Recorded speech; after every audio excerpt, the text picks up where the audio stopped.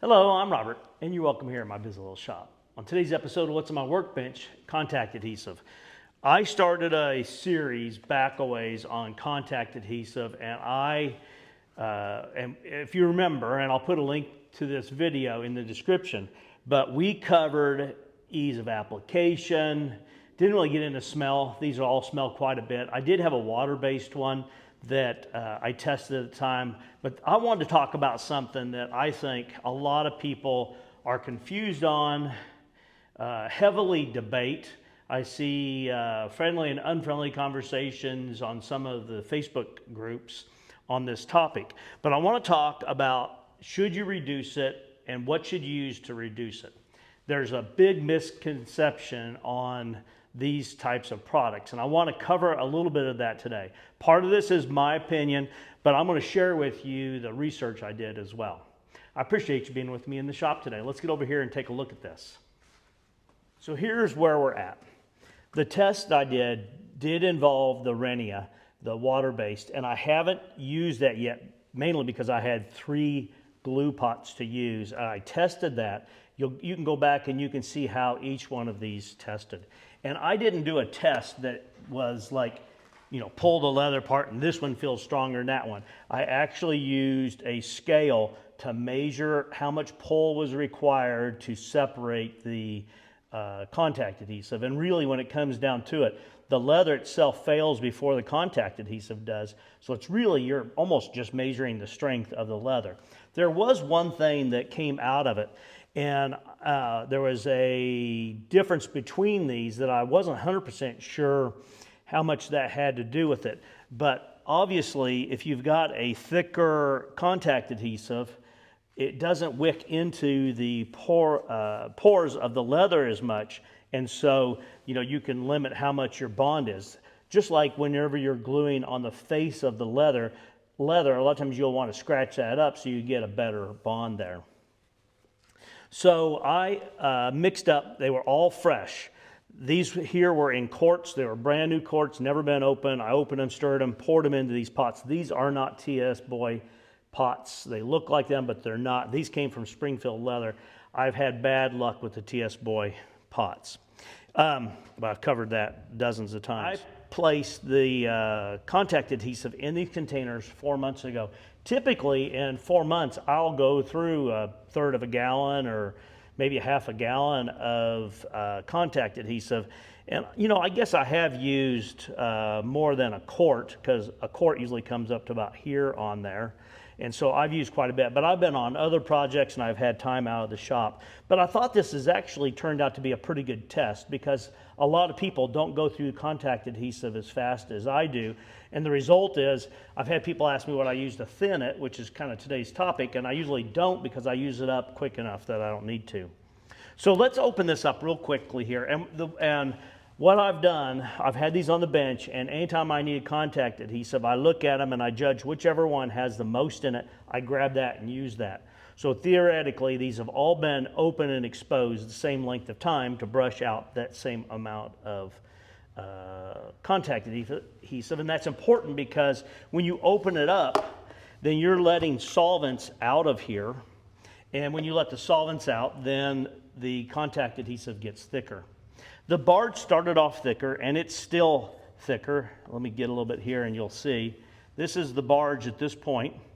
And I can deal with it that thick, and it started off thicker than the others. So I'm just going to brush this on here, and then I'm going to talk about the thinner that you should be using. And I just wanted to show, it is still brushable. You can have debate on whether or not it should be thinned, and we're going to talk a little bit about that. So that's the barge. It started the thickest. It is still the thickest. That's thick enough now that I probably wouldn't put 2 coats on, because there's enough there, it's not going to soak all the way in. And that's kind of the case it is at this point on each one of these. That's the barge. This is the master. And we'll see what it looks like. It's not quite as thick, but it's still thick. So it's still brushable. I've got a lot of contact adhesive on here. I don't need this much on there.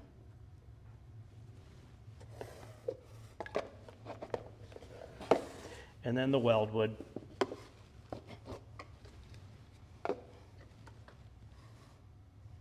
It's the thinnest of all of those, and I'll put the link I've said before on that other, from that other video. I'll put the link in there for it. But my closing comments on there was I thought that the being a little thinner was better because it soaks into the pores more and gets a better bond on the leather. So at the time I was saying I never had thinned it, but you could make an argument for thinning it, especially if maybe I had two pots going, one thinned a little bit and one not, because I usually put two coats on if I used one for the first coat and the other for the second coat. So anyway, so that's where we're at with those three. So let's talk a little bit about the thinners for those and what you have been using or not been using and potentially using. The first thing is ventilation is really important on any of these, especially the solvent-based. Now, some people are going to say you don't need ventilation on the water-based. There's still nasty chemicals in that one as well. So don't be fooled thinking that there's less smell, that there's less risk to you. There's a lot of thinners that have been used for decades, and then further down the road we find out those thinners were really worse for you than we had originally thought that they were. MEK is an example of that. It's really kind of a nasty solvent. So I see conversation on these saying, you know what, I just use the barge thinner and I put it in the master or I put it in the weldwood. And I'm going to tell you that really you ought to try to go with whatever the manufacturer is recommending. Now, if you're going to go away from that, I'm not giving you advice to go away from that. I would still say that if you have the barge thinner, I would recommend using the barge thinner. It is not inexpensive, but it takes so little to reduce what's in there. If you've got a quart, usually when you're thinning things, you don't want to go past a rule of thumb is like 10%. So, 10% of a quart is going to be 3 ounces. So, obviously a gallon of that would last you for a very long time. The next thing I would say is if you're going to vary away from the thinner that is recommended for those, I looked up and the barge thinner is, I like how they do this. They give you a range of percents. It's between this percent and this percent of that, because what they don't want to do, they don't want to make it easy for other people just to copy what's there.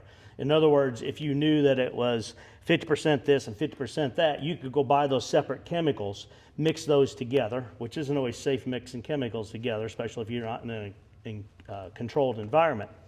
But so on the barge thinner, the thinner for this product, it says on their MSDS sheet for the thinner, not for the contact adhesive, it says it's between 50 and 75% of it's toluene, between 22 and 40% is heptane, and between 5 and 15% is ethyl acetate.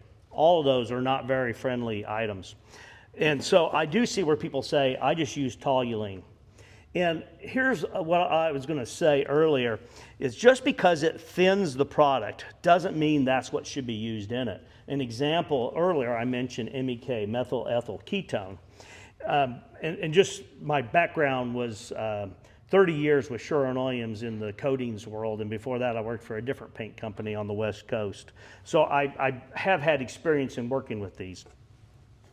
But you could use potentially a lot of different solvents out there, MEK, maybe even denatured alcohol, to thin. Just because it reduces or thins the product doesn't mean that's what's best for it. There are some resins that would be in different products that when you start putting the wrong thinner with it, it's going to have a negative impact on it. So that's why I would say if you're going to thin barge, I'd go buy the barge thinner.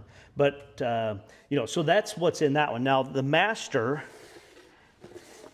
we call it masters, but on the label it just says master. The thinner for it is 62.51% N-hexane, 29.76% toluene, and then it says MEK, which I guess would be the balance thereof, which is not a very big balance. It's going to be like 5% or 7% or something like that. would be MEK. So it does have MEK in there. So if it's got any of that item in there, that item would thin it, but using that may not be the best thing to do. It may have a negative impact on that. So now you've got two thinners that are made specifically for that. You have the barge thinner and the master thinner. So then we have weldwood. So I started looking for weldwood and weldwood thinner. Didn't find a weldwood thinner. I called Weldwood, which is owned by DAP. I called their helpline, their chemical helpline, and talked to them about that. And they said they don't make a thinner for weldwood. And they said that what they would recommend using is mineral spirits. Mineral spirits is the primary thinner that's in weldwood itself. It's got butyl acetate and mineral spirits, and the mineral spirits, it says it has between, of the solvent, not of the complete makeup of it, between 80 and 90% of it is mineral spirits, and between 10 and 20% is the butyl acetate. And so he said I would just use mineral spirits. And for me, that's a little bit of a reason to use this, whereas the barge thinner is $24.75 a quart for barge thinner. Mineral spirits, you can buy a quart of that for $10. It should be $2. I'm just telling you, it should be $2. It shouldn't be really any more than the price of gas is, but it should be $2 a gallon. But anyway, it's $9 for a quart recently at Home Depot. So let me turn the camera around here. I'm not going to drag this out a bunch more than that, but I want to talk just a little bit more about that and about the product safety.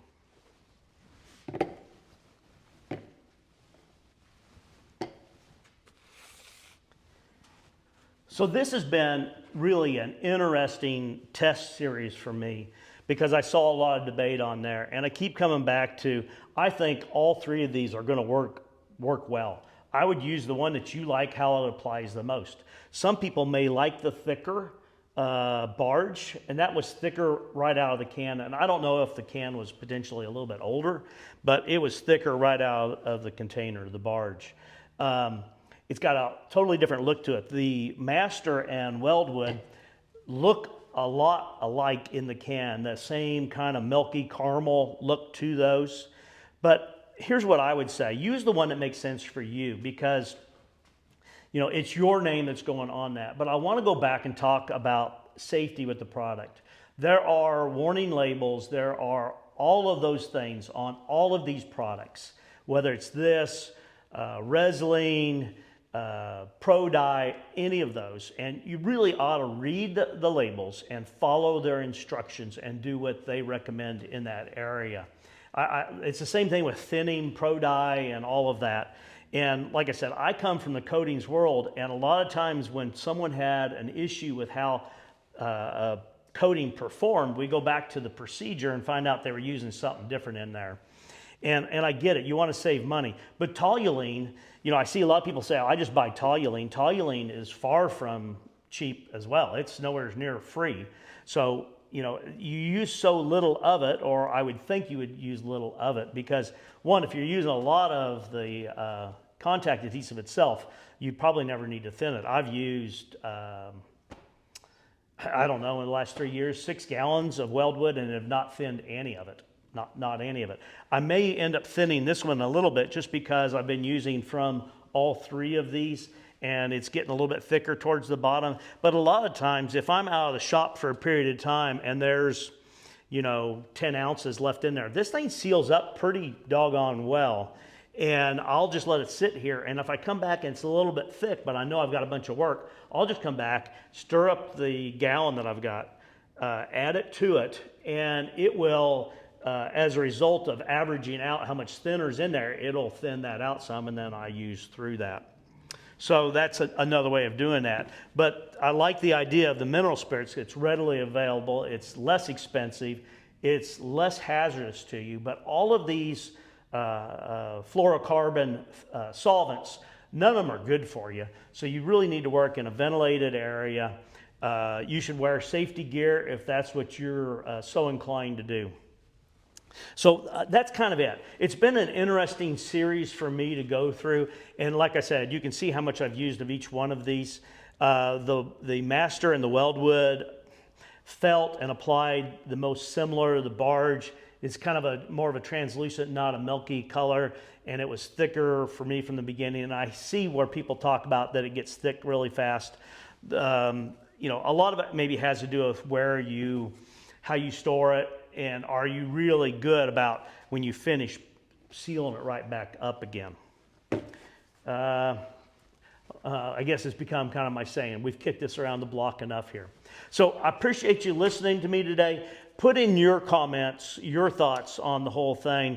But yeah, I guess we'll go from there. I appreciate you being with me in the shop today. Please like, share, and subscribe. More importantly, be safe in the shop.